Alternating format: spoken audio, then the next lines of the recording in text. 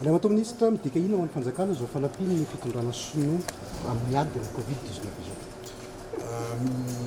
Misaotra anareo mpanam-gazety tonga maro eto amin'ny Vato amin'izao mijery an'izao fanampiana zao.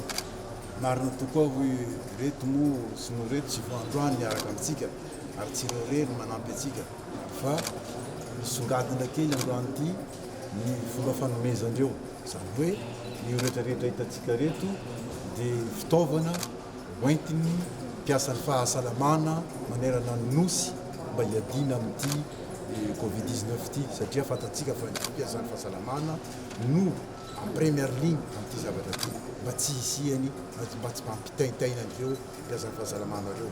Zay aloha voalohany, donc zay ny teny voalohany. Manaraka an'izany be dia be tokoa ao anatin'io, tsy ho tanisaiko eto, ao ny combinaison, ao ny gants, ao ny masque karazany anankiroa regny ho an'ny mpiasa ny fahasalamana, tsy voatanisa, be dia be izy ireo.